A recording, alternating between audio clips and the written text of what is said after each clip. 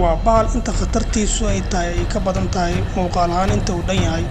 Xoorka muuqaal ahaan ma weyna balse waa xayawaan u babacdhiga dugaagga halista badan ee sida libaaxa iyo haramcadka. Waa xayawaan marka uu gaajaysan yahay wax kastoo ka soo horbaxa cunto ka dhigta xitaa maskana ha ahaadee.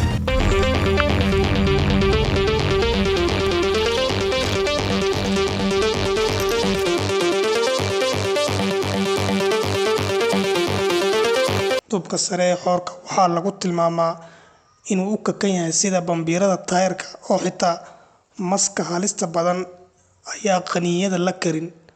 Xoorku waa bahal dabeecad qallafsan oo marka hadduu caroodo xitaa u babacdhiga inuu isku taago dugaagga khatarta badan ee libaaxa iyo haramcadka.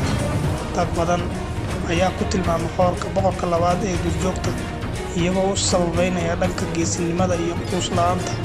Saddex haramcad ayaa damcay inay ku goobtaan xoorkan oo ay cunaan balse sidee buu iskaga difaacay. Mid markuu jah kaga siiyaba wuxuu weerar ku qaadayaa kan kale ilaa kama dambeyn haramcadkii saddexda naftooda ay ugu yaabeen dhiirnaanta bahalkan yar kana huleeleen.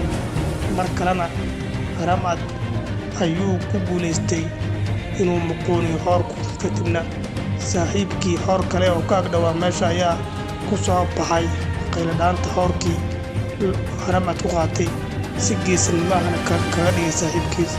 Xayawaankan xoorka waa xayawaan cajiib ah.